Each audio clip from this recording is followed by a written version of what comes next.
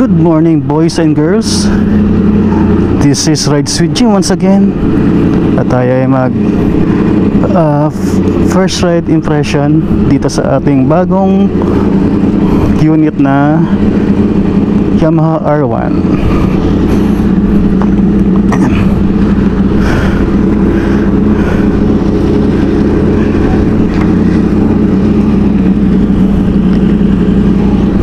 Actually, wala pang 1 week bago ko siya nakuha.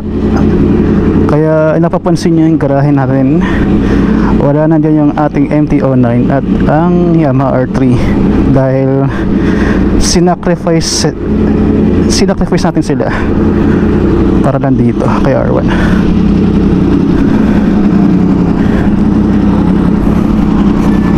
Yan, tingnan natin si R1. By the way, ang pangalan niya na yun, si Kaizen. Yan. Yan po ang itsura niya. Yamaha R1 2015 model. First time natin isasabak to sa Marilaki. Pero ano na tayo, takbong banayad lang.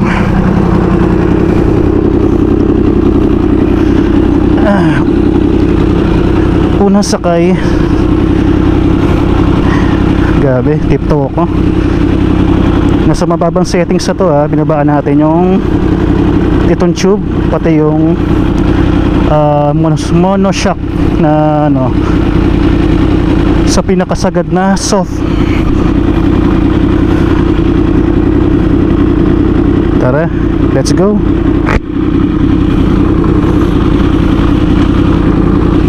First gear.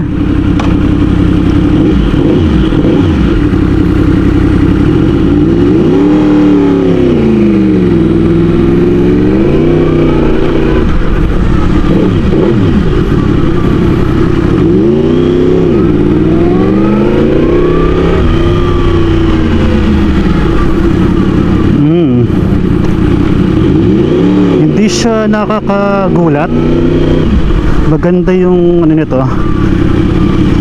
hindi siya tipong tatakutin ka. Kasi kay MT-09 ko dati, grabe yun.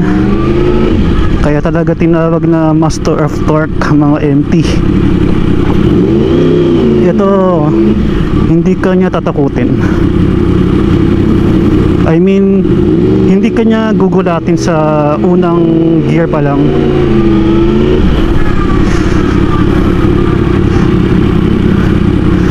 Turning radius maikse, kaya kailangan mo ng ano, pag magta-turning ka, medyo i-wide mo na konti para may allowance ka.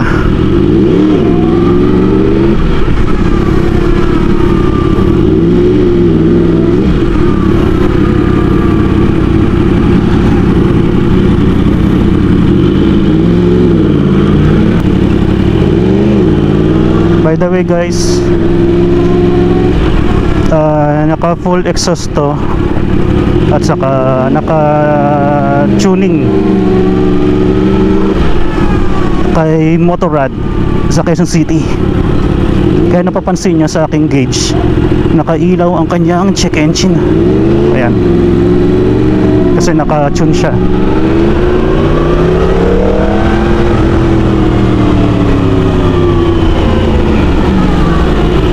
Kinakabahan ako guys.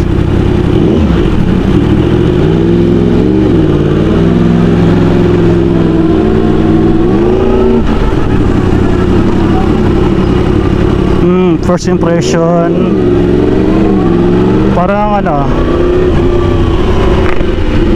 first impression parang wala siyang engine brake.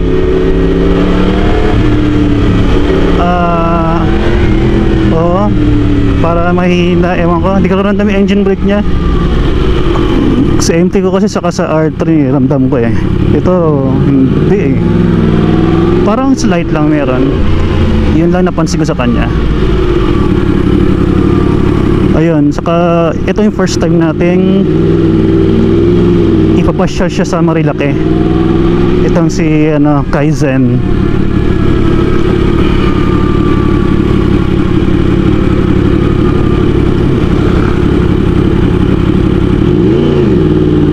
Hindi ko pa kabisado yung ano to eh, kung gaano siya kalakas sa gas. Pero let's compare sa ano na lang, sa R3 ko. Wala kasi siyang ano eh, wala siyang fuel indicator para malaman mo kung gaano nakadami natitirang gas natin.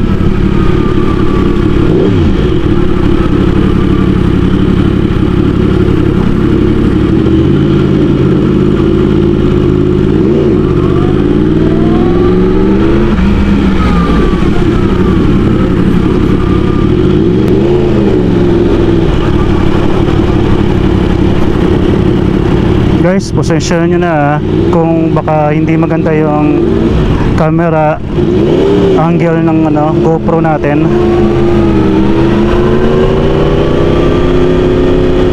Hindi ko pa siya naayos.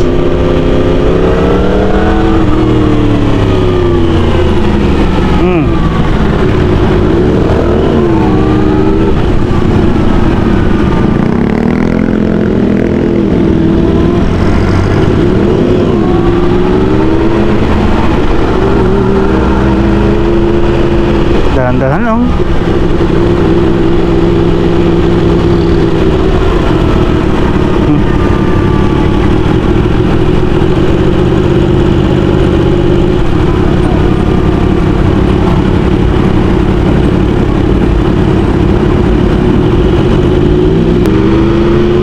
Guys, in terms of seating position,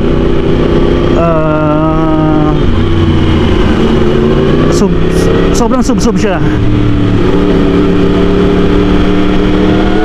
kaya medyo naninibago pa ako, nag-a-adjust pa ako. Yung aking wrist medyo ano,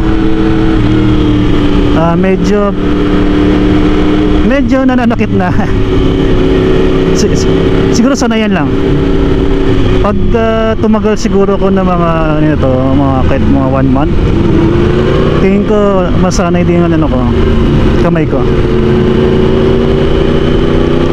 Bagal lang tayo.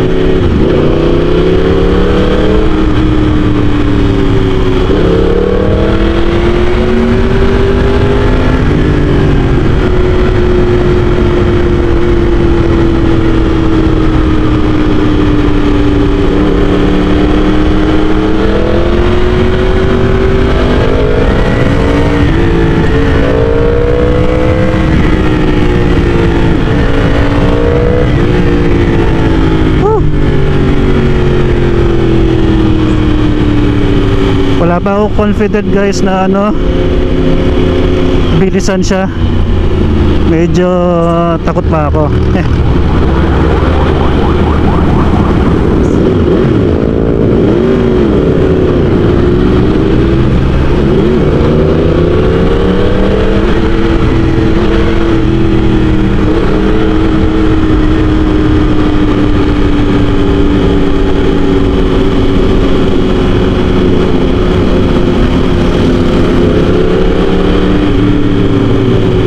Pasensya guys kung di ako masyado nagsasalita. Focus na tayo sa ano, sa kalye. Oops.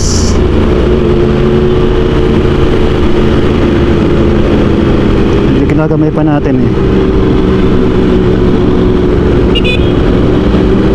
Ang cute ng busina niya. Parang e-bike.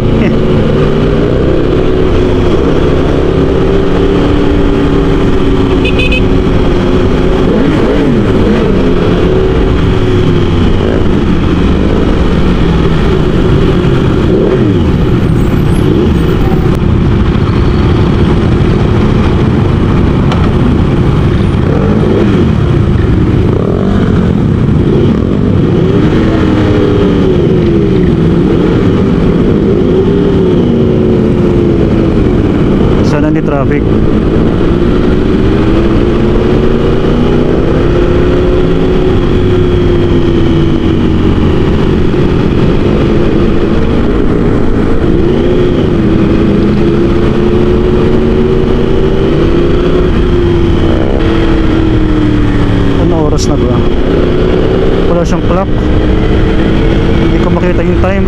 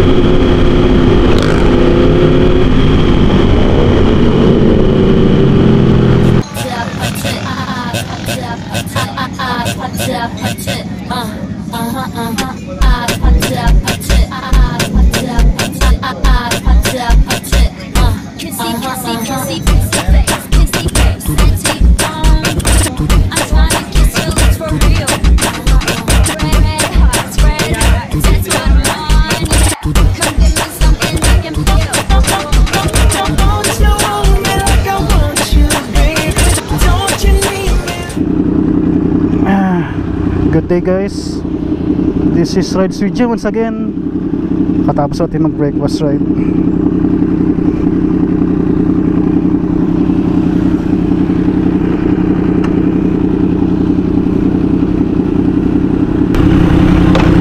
First gear.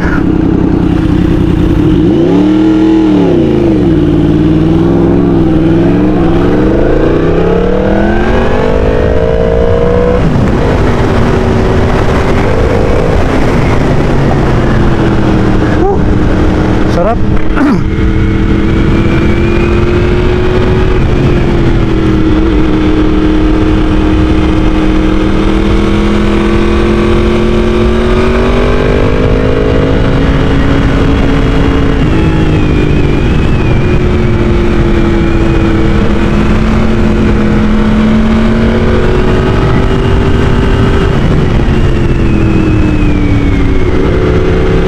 Uy, mga ambon. Naka. Huwag sana tayo punta ng ulan.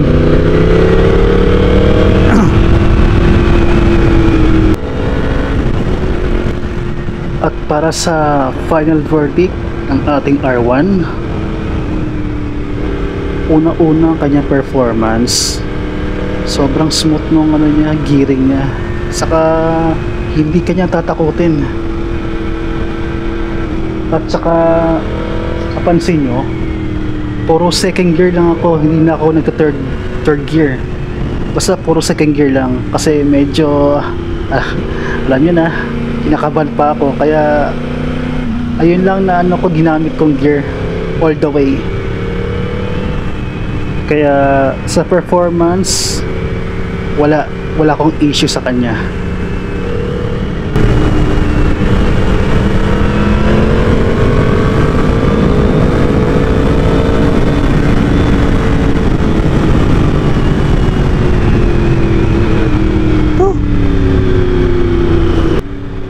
At doon naman tayo sa mga yung ayaw ko sa kanya.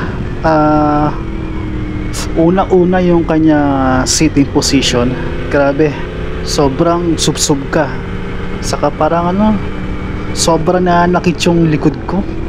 Saka yung ano ko, yung kamay ko, grabe, ngalay na ngalay ako. Para naipit yung ugat ko. At saka itong R1 ba ay pwede sa mga short rider? Sagot ko dyan, depende. Isa pa, itong R1 ay pwede ba sa mga short rider? Ang sagot ko dyan, depende. Siguro pag mga 5'6" pababa, mahirapan na kayo dito. Kaya recommend ko mag ano na lang kayo, siguro mga lower cc mga ZX6R o kaya mga R3, N4, mga ganon. Yan, bagay yan sa kanila. Kasi itong R1, grabe, tipo ko dito kahit 5'6 ako.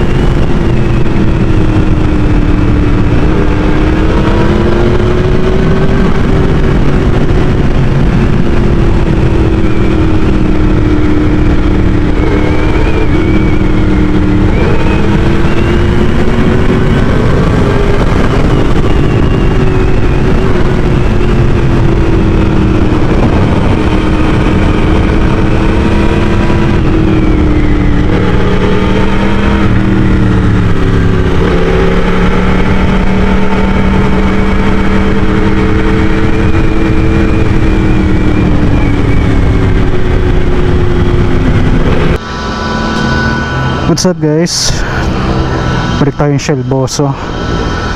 Nakapagas tayo. Grabe, super init. Tanghali na.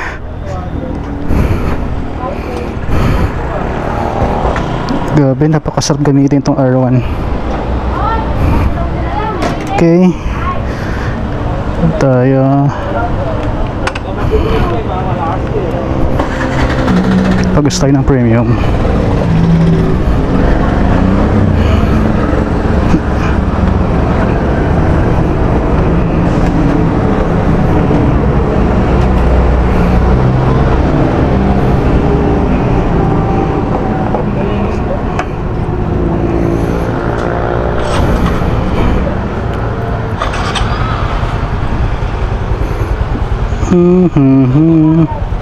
Premium boss, 400.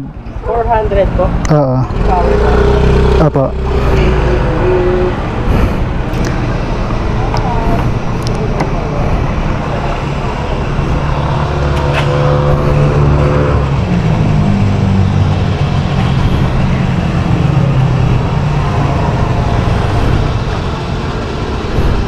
Oh, 50.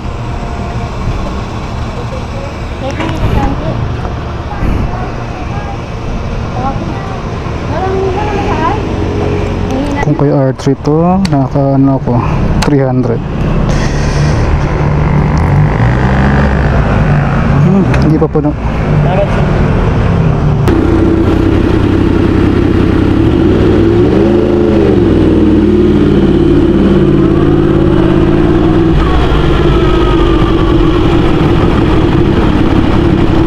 Grabing init, tumatago sa likod ko.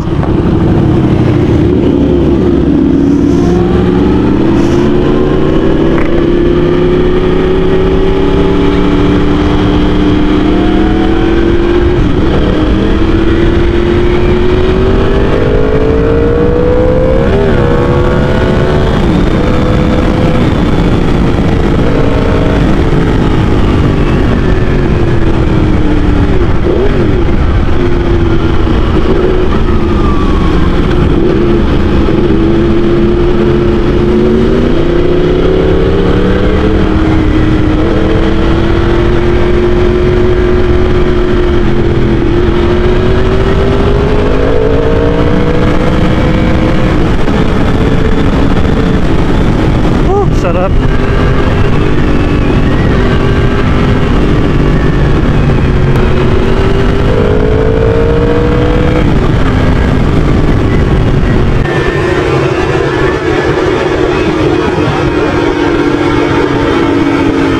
Ay, shit.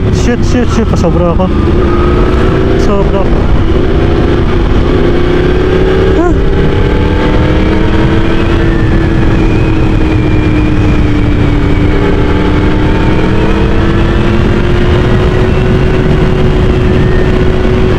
Napansin yung daan, nalahigaw ako sa init ah.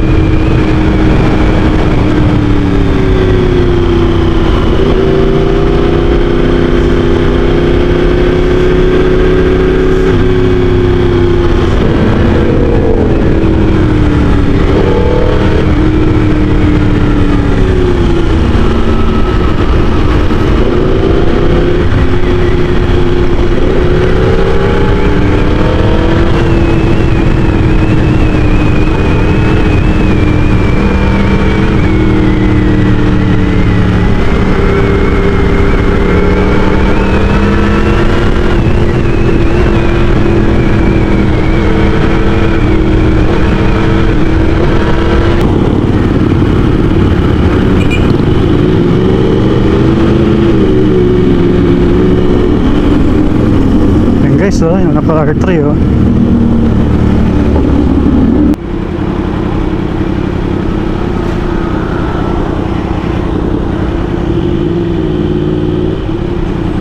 Wow. Sa tingin nyo guys, okay bang R1 sa traffic? Para sa akin, mukhang hindi eh. Hindi uubra. Pero kaya naman. Lusot lang all the way. Kayang-kaya ni R1.